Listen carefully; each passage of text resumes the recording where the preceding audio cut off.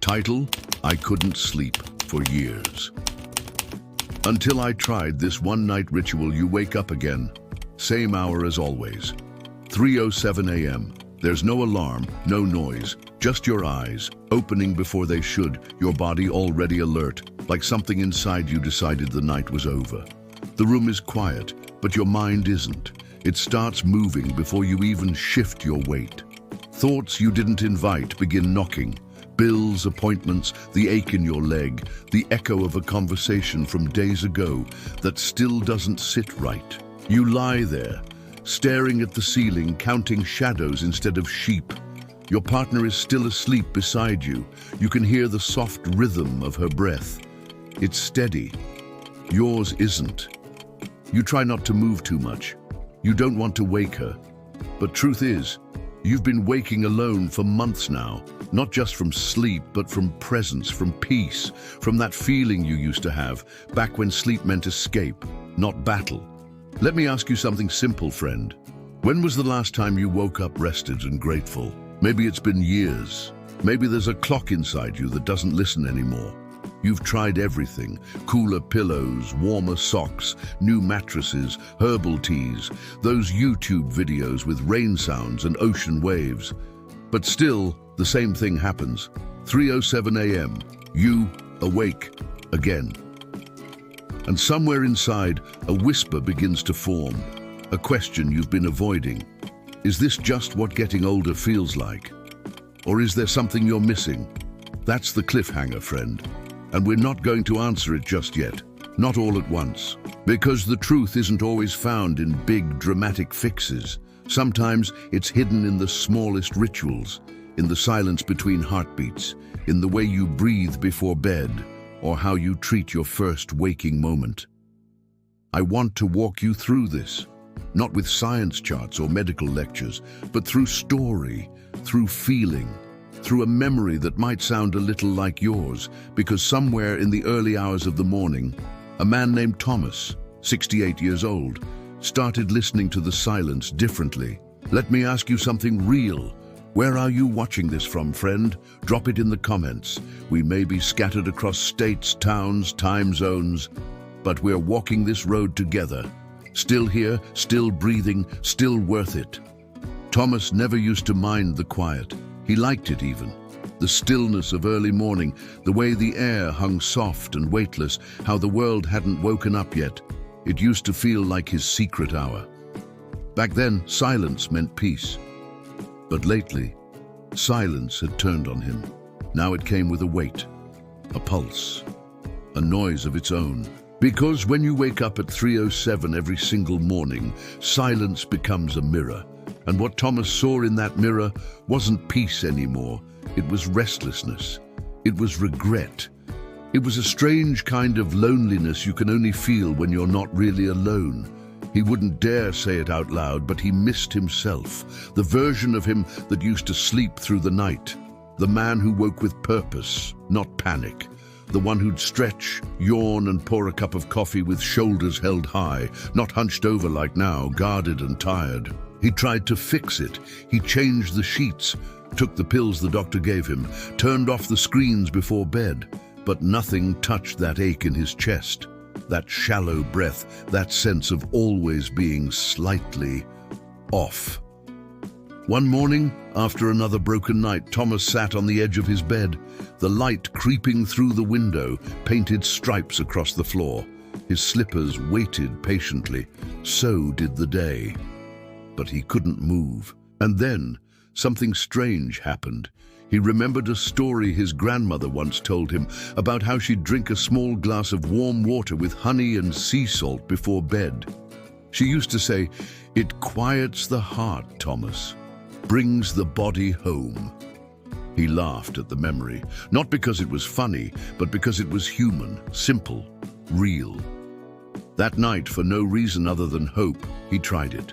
He heated the water gently, stirred in a teaspoon of raw honey, a pinch of sea salt, sat at the kitchen table, cupped the mug in his old hands, and breathed in the sweetness. It tasted like childhood, like calm, like something old that still had value. He didn't expect much, but for the first time in weeks, He didn't wake up at 3:07. He woke up at 6:12. No alarms, no panic, no pacing, just sunlight, quiet breath. And a feeling he hadn't felt in ages, wholeness. He didn't cry, not really, but there was a tightness in his throat, the kind that comes when something returns, and you didn't realize it was gone. Let me ask you something honest. When was the last time your body thanked you for something simple? Drop it in the comments. Sometimes healing doesn't begin with medicine, it begins with memory, and remembering you still deserve rest. The second night, he did it again.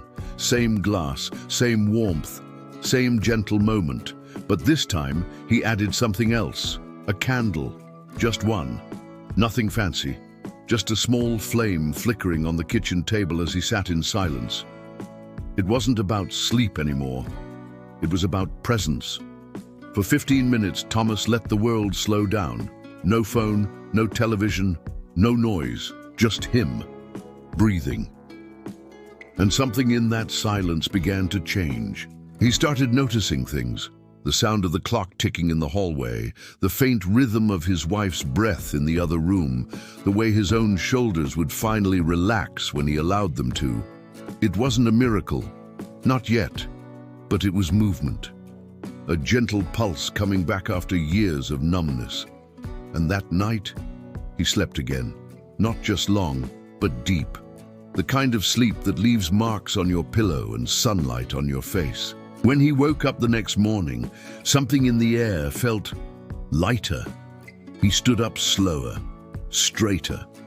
He looked in the mirror, and for the first time in a long time, he didn't look away. There were still lines, still gray hairs, still weight beneath his eyes. But there was also a man in that reflection. Later that week, as he repeated the ritual once more, his wife walked in. She didn't say a word at first, just stood in the doorway, watching him sip his honeyed water in silence. Then she smiled, not the polite one, not the tired one, the real one, the one from decades ago, when their bed still felt like home and their conversations didn't start with, "Did you take your pills?" She crossed the kitchen and kissed the top of his head, whispered, "You seem rested." He didn't know what to say. So he just nodded and let his hand rest on hers. Because sometimes healing isn't loud. It doesn't announce itself with fireworks. Sometimes it slips into the room like a breeze, and you only notice it by the way someone looks at you again. Let me ask you something simple, friend. When was the last time you truly rested and felt proud of it? Share it in the comments. Your answer might help someone else sleep tonight. That Sunday morning, Thomas stood by the window. The sky was still that kind of grey blue that only happens before the sun fully decides to rise. The house was quiet, but not the kind that used to ache. This quiet felt earned. He sipped his tea slower this time, not out of hesitation, but reverence, because something inside him had shifted. He was no longer trying to fight the night. He was learning to dance with it, and with each step, each small ritual, each silent moment, each pause before bed, he was reclaiming something that had gone missing without saying goodbye. His wife stirred in the other room. He could hear her stretching, yawning, alive. And instead of pretending to be asleep, like he often did to avoid talking, he turned and opened the door. "Good morning," he said. Not out of habit, but out of truth. She looked at him, blinked once, and smiled.